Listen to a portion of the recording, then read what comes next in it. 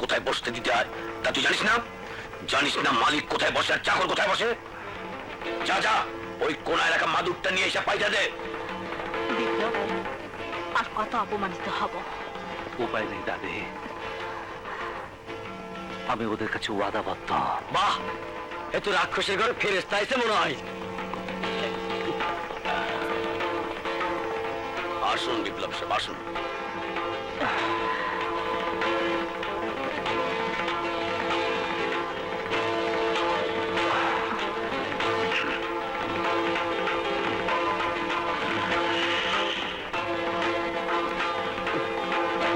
আমি কোনো কিছু ভুল কইলাম মিস্টার বিপ্লব? আমি বিয়ের দিন তারিখ পাকা করতে এসেছি, তর্ক বিতর্ক করতে নয়। বিয়ের দিন কবে ধার্য করা হবে তাই বলুন। এই দিনটার জন্যই তো আমরা সবাই অপেক্ষা করে আছি। আয় বোন আয়, বসো বোন বসো।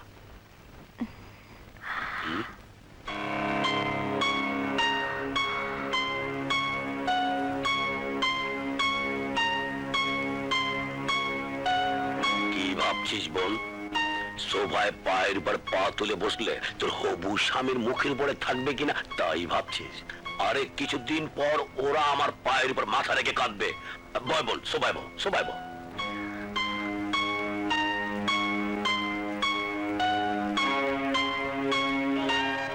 এই কি বোন, তুই মারিতে বয় বললি কেন?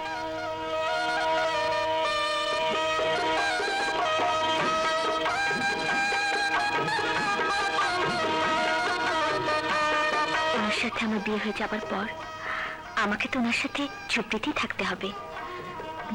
ওখানে তো আর সোফা নেই, তাই আগে থেকে মাটিতে বসে অভ্যাস করে নিই। তোমরা বিয়ের দিন তারিখ পাকা করো ভাইয়া। মামা, বিয়া শাদির লাগিয়া শুক্রবার বাদ জুম্মা খুবই উত্তম সময়। না, বিপ্লবের ওয়াদা অনুযায়ী বিয়ে আগামীকালের মধ্যেই হতে হবে।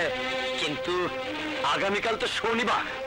বিয়ে শনিবারই হবে মামা, কোনো সমস্যা নেই, বিয়ে আগামীকালই হবে। দাঁড়ান, ওনার সাথে আমার কিছু কথা আছে, আসুন। দাদি, বিয়ের আগে কনে আমাকে গোপন কামরা ডাকছে, কপালে যে কি আছে। আমি ফুপুর মতো আমার স্বামীকে খুন করতে চাইবো ভেবে আমার ভাইয়া আপনার সাথে বিয়ের দিন তারিখ পাকা করতে চেয়েছে। আমেরিকা থেকে আসার পর আমি আমার ভাইদের ফেরেশতার মতো জানতাম, তাদের কথা মতো সহ্য ভাবতাম আপনাকে। কিন্তু আপনি আমার যে ভাইয়ের জীবন বাঁচিয়েছেন তাকে তাকে আমার ভাইয়েরাই খুন করেছে। তখনই আমি জেনে গেছি তাদের সাথে আপনার তফাৎ কোথায়। আমি জানি আপনি নিজের জন্য নয়, আপনি গ্রামের মানুষের উপকারের জন্য আমাকে বিয়ে করছেন। গরিবের জন্য আপনার যে ভালোবাসা, তার সামান্য একটু আমাকে দিন। আপনাকে আমার খুব ভালো লেগেছে, আপনাকে আমি ভালোবেসে ফেলেছি। প্লিজ প্লিজ আমার এসব কথাকে নাটক ভাববেন না। আমি যা বলছি আমার অন্তর থেকে বলছি, এতে কোনো পাপ নেই, বিশ্বাস করুন।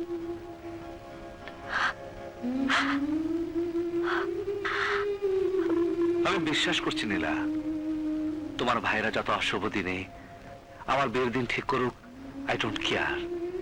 আমি তোমাকে বিয়ে করে আমি আমার ঘরণী করব, কিন্তু একটা শর্তে। তুমি তুমি আমার জীবনে আসবে কোটিপতি কন্যা হিসেবে নয়, একজন সাধারণ মেয়ে হয়ে, আমার আমার স্ত্রী হয়ে।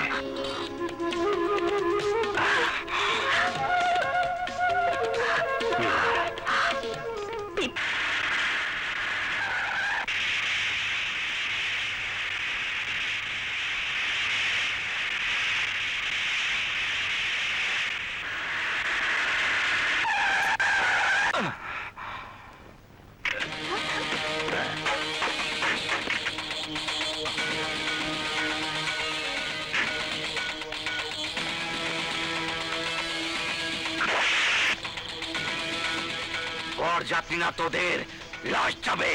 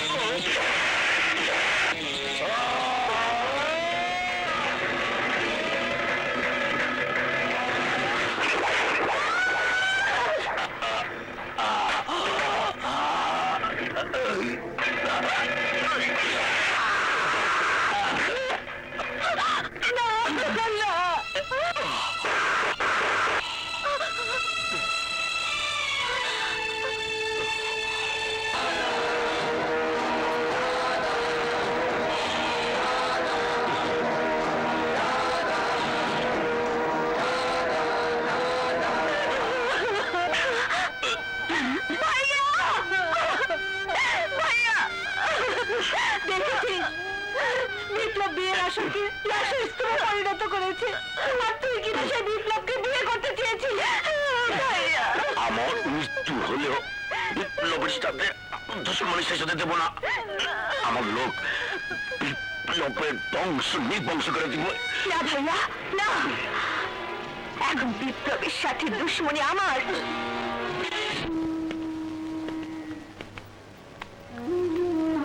ভাইয়া অনেক রাত হয়েছে, কাল সকালে গেলে হয় না? না রে বোন না, আমাদেরকে এখনই যেতে হবে। যদি রাতের অন্ধকার আমি এলাকা ছেড়ে না যাই, তাহলে এলাকার লোকজন আমাকে কিছুতে যেতে দেবে না।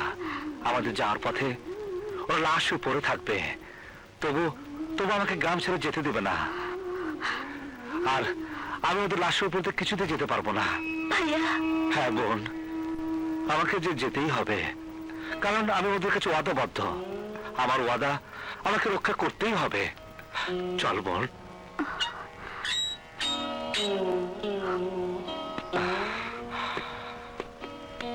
আয়।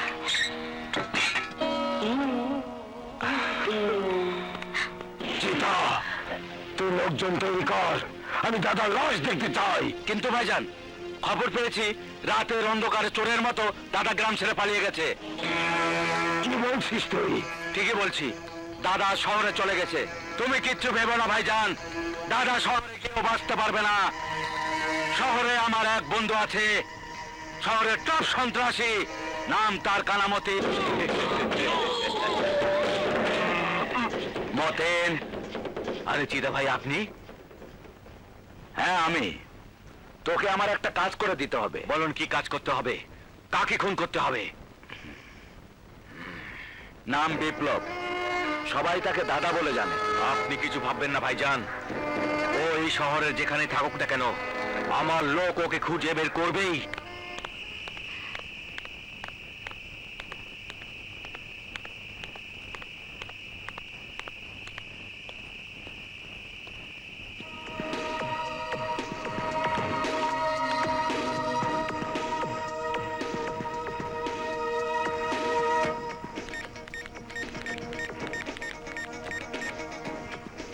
Hello, hello boss.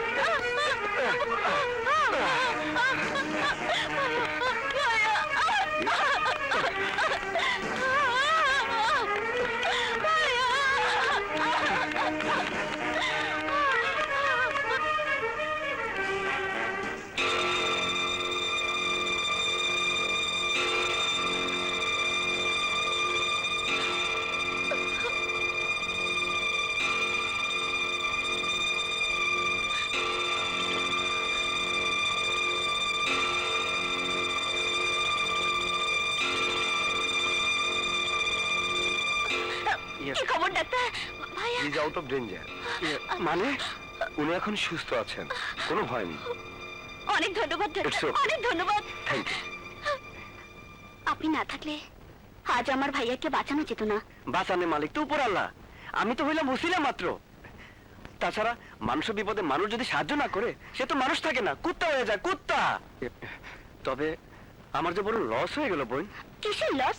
340 টাকার ডাব সব নষ্ট হয়ে গেছে। এখন আমার কি হইব? এই টাকা আমি কোথায় পাবো? কে দিব আমার এই টাকা? ভাববেন না, আপনার টাকা আপনি সময় মতো পেয়ে যাবেন। হ্যাঁ, সত্যি কইতেছেন? আমার টাকা পাওয়া যাবো? হ্যাঁ হ্যাঁ, সত্যি পেয়ে যাবেন। তাইলে আমি এখন যাই। শুনুন, আপনি কোথায় থাকেন? আমি থাকি ওই পানওয়ালির বস্তি।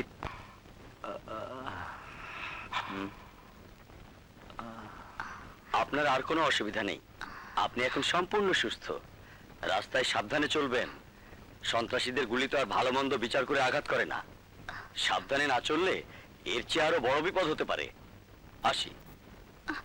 ভাইয়া, তোমার পকেটে 340 টাকা হবে?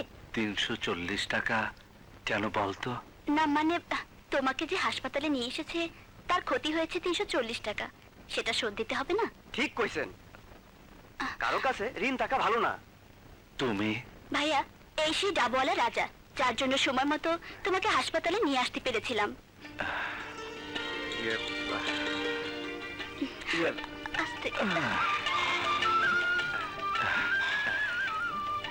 এসো ভাই, বসো। না না, বমু না, আমার 340 টাকা দিয়া দেন, আমি যাইগা। যদি না দেই? তাইলে আমি মনে ভীষণ কষ্ট পামু। কারো মনে কষ্ট দেয়া আর মসজিদ ভাঙা একই কথা। আচ্ছা আচ্ছা, তোমার টাকা আমি এক্ষুনি দিয়ে দিচ্ছি।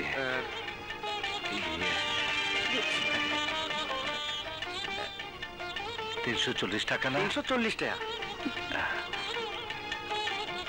দেন। এই নাও। আপনার রিলিজ অর্ডার হয়ে গেছে, আপনি যেতে পারেন। ভাইয়া, আমরা এখন কোথায় যাব?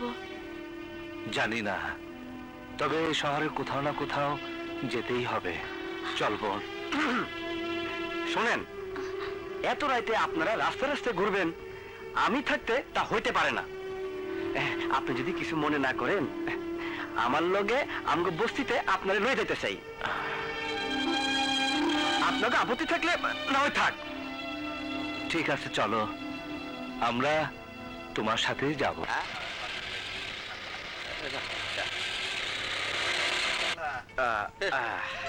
দাঁড়ান, এলেন টাকা।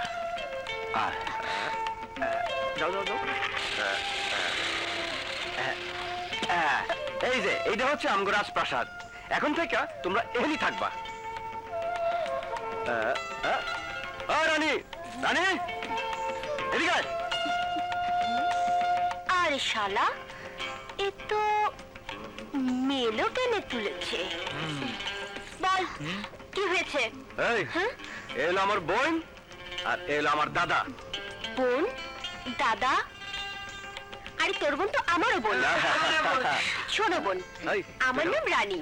এখানে তোমার থাকার কোনো অসুবিধা হবে না। চলো দাদা, আপনিও চলুন। ঠিক আছে, তোমরা যাও। যা যা।